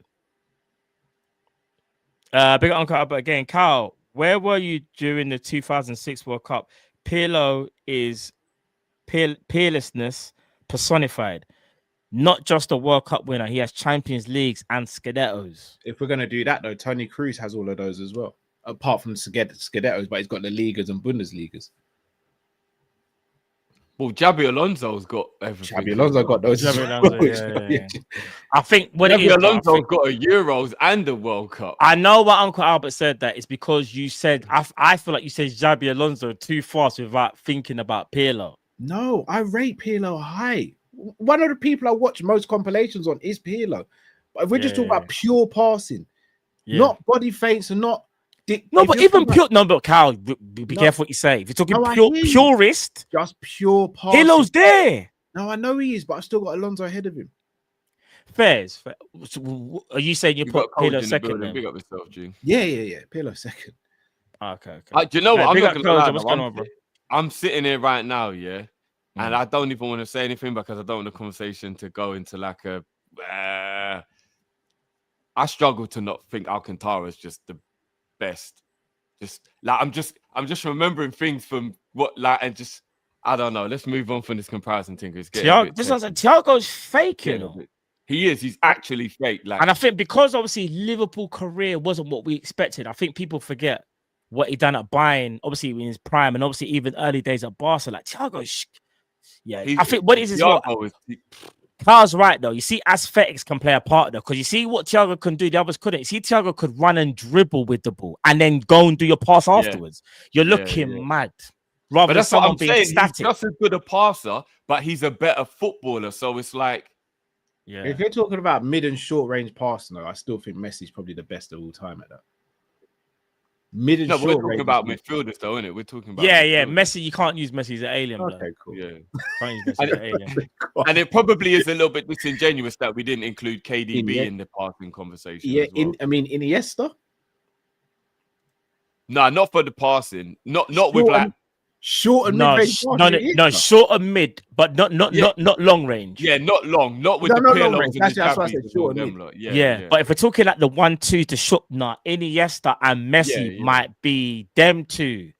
And then but Iniesta's best attributes were definitely dribbling and shooting, though. Those are Iniesta's best attributes. Do you know what I would say when I would go dribbling and his IQ was just he would do things like. Yeah, why would you even do that? Yeah, the ball manipulation. Yeah, the IQ. Yeah, but that's why I put Xavi at the top of the list because I think he was the most intelligent. Ooh, two names, Zinedine and Ozil, got to be in a conversation for mid and short range as well. Yeah, I can't lie. Yeah. Ozil short range passing. Oh well, then we're gonna really start doing it. Bergkamp. If we're gonna start doing the short and medium passes. Yeah, I'll let you lot fight this one up. Short and medium passes, Bergkamp. Say you want to say, bro. I'm just the host. Bergkamp actually made Ian Wright. Cal, speak your mind. No, not with this career. No, Drift, Cal wants to say something. Go, are you mad? I ain't fighting Drift on this one. Love and these. My battles, bro. It's long. Oh, it's you, Troy. I'm Troy. Oh, big up Troy. Oh, big up It says Troy. you should change my name on here to my tag. Been a member for years, like 5 years. Don't know why this is making me a new member. No, big up Troy. Troy M. Yeah. Big up your damn self. Big up. Right, guys. I believe we have come to the end of the show. Listen, guys, don't forget tomorrow, probably be around afternoon time. We're gonna do the preview for the Sunderland game, so make sure you tune in for that. Then obviously we've got the watch along on Wednesday. That'll be over up on Big Up. On Thursday, don't forget. Also on Wednesday you got the morning show. On Thursday, we have the LFC Focus show. Don't forget. And then on Friday we have Hassam and Tom, potentially James Redmond for the Kopish collab. And also there will be a preview of a Thursday or Friday for the game against Leeds as well. And obviously we got the watch long for Leeds on Saturday, which I believe is 5:30. Yeah, so guys, you got a lot of content coming over your way. Listen, it's been another great show. Anything you guys want to say before we head out, guys? No, just gonna say with Christmas coming up, make sure you hit up OK Jersey as well, guys. Make sure you get Come your on. Christmas jerseys and Only 298 likes. I know that's Come on, guys. Can we just like get this up to like at least like 600? Takes 1 second, just quickly. And then 1,000 in post as well. Yeah. Come on, people. Oh, sorry, just quickly before we go, my bad, because ends will be pissed off with me. Hold on. He wanted me to ask a question. Hold on. That's it. Did you not see the thing about Florian Wirtz about what Bayern's honorary president said? Oh, yeah. So I'll just quickly read it. That's what I just brought up from one of the people in the chat said, yeah. Oh, bro. You better be careful you don't get high blood pressure or type 2 Yeah, diabetes. why are they so focused on us though? Do you know that just screams like just petty. Mad petty just because they didn't get the play, you know. With all that salt, you better be careful you don't get high blood pressure or type 2 diabetes, bro. Man said they spent 500 million euros and having a disastrous season, in my opinion. That's because they only have superstars. Poor Florian Wirtz. He doesn't even get a ball there because Salah and Soboslai, man's name dropping. Salah and Soboslai and all the others want to play with their own. This is how you know you don't watch Liverpool Sobo. This is what I was going to say. As being selfish. What we did. Man couldn't even say Gakpo. I would have believed him. You know them ones. Man said Soboslai. What? Yeah, and after we sold them Diaz and he's still being flipping. This is just mad jealousy, you know. He's basically chased a girl all the time, been in the friend zone, and now she's with someone and settled down. No, H just said it perfect. H said it's giving your butters anyway. Yeah, no. Bigger ends for letting man know that. I didn't even know that ends. Bigger. No man has ever embarrassed himself more than when he tries to chat up a woman. She says, "No, your butters anyway." It's like, bro, you wouldn't have tried to talk to her if she was. It's crazy. It's actually crazy that man. You know, that's the boys' version of when you break up with a girl and she goes, "Yeah, well, you got a small thing anyway," and it's just like, "Oh yeah, that's why we're together for 5 years," and Touch wood, that's never happened to me. Touch wood as well. But you know that's the go-to if a woman wants to make. I know. I hear it. They'll say anything in it just to kind of get at you, innit? Just say the madness. Right, people. Listen, like I said, bear shows coming up this week. Make sure you tune into all of our shows, people. There's nothing. Big up Flawless in at the building, even though he's a rival. Yeah. And we can't stand Man United. Flawless is a real one. So people go subscribe to Flawless's channel. In fact, so you guys know the name of the channel. Where did I see him? Flawless. Where did you go, my broski? There he is. Sarcasm City. There you go, people. Make sure you go tune into that. Also, Football with Ends. Make sure you go tune into Ends as well. Make sure you go subscribe to Fam Zone as well. Dean and D. Jamie was in the chat. Liverpool FC chats. Oh yeah, I didn't see Jay in the chat. Big up Jay. In there. Ghost was in there, so Liverpool 12th man as well. And yes, come on. Do you know what? Jerry James. This is such a good joke. So obviously, when I said what I said, and people are like, I've never heard that. He said, I've never heard that. Touch wood. Pause. That is perfect. I'm not gonna lie. That is comment of the day. I'm saying that is so intelligent. True. It's unbelievable. Yeah. Like I think that went over everyone's head. That's cold. Nah, it did. That's cold. But yeah, man, people, listen, hope you guys have enjoyed the show. Like I said, we'll be back tomorrow, preview time. But yeah, big up everyone and hope everyone has a blessed day, blessed morning, afternoon when you decide to watch this show. But people, listen, we're out, people. It's Kopish. Take care. God bless. Love. Peace.